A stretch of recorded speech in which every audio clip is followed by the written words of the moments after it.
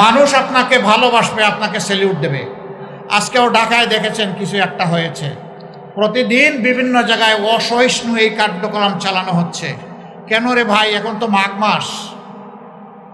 এই শীতের দিনেই যদি মাথা এত গরম হয়, চৈত্র মাসে কি হবে? আপনার আদর্শ নিয়ে আপনি মাথা ঠান্ডা রেখে যান জনগণের কাছে, সুন্দর করে বুঝায় কথা বলেন, আপনাকে আমরা ওয়েলকাম করব। কিন্তু আপনি গায়ের জোরে সেই ফেসিবাদী কায়দায় আবার নির্বাচনকে চলে বলে কৌশলে নিজের ইচ্ছা মতো প্রভাবিত করবেন। এখনকার যুব সমাজ 24-এ চিৎকার দিয়ে ঘুমাইয়া পড়ে নাই।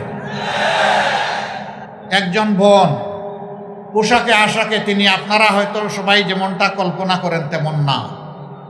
তাকে সাংবাদিক বন্ধু প্রশ্ন করেছেন, আপনি এবার কাকে ক্ষমতায় দেখতে চান? উনি বলে জামাতকে। কই আশ্চর্য, জামাত ক্ষমতায় আসলে তো আপনি এই পোশাক পরতে পারবেন না। কই পরবো না।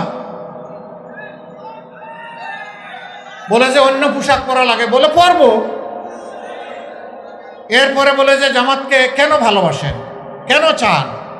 বলে যে আমি বিশ্বাস করি জামাত ক্ষমতায় আসলে দেশ ঠিক হবে। জিজ্ঞেস করে জামাতের কোন জিনিসটি আপনার ভালো লাগে? বলে যে পুরা জামাতকেই আমার ভালো। আজকে মায়েরাই আস্থা কেন রাখছে? কারণ 54 বছর তারা সবাইকে দেখেছে, সবাই তাদের সাথে কথা দিয়েছে, কিন্তু তাদের ইজ্জতের প্রতি যথাযথ সম্মান প্রদর্শন করা হয়নি। আসসালামু আলাইকুম ওয়া রাহমাতুল্লাহ। সম্মানিত বাগেরহাটবাসী, কেমন আছেন? আলহামদুলিল্লাহ রাব্বিল আলামিন, ওয়াসসালাতু ওয়াসসালামু আলা রাসূলিহিল কারীম ওয়া আলা আলিহি ওয়া সাহবিহি ওয়া আহলি বাইতি আজমাইন। ঐতিহ্যবাহী ম্যানগ্রোভ ফরেস্ট এর পার্শ্ববর্তী সবচেয়ে বড় এলাকা এই বাগেরহাটে 4টি নির্বাচনী আসনে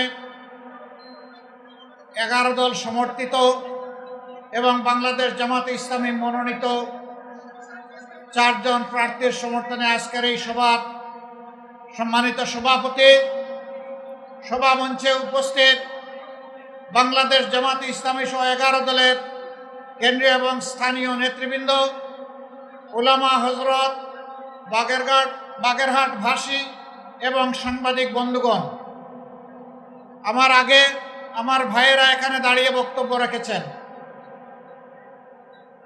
নতুন কোনো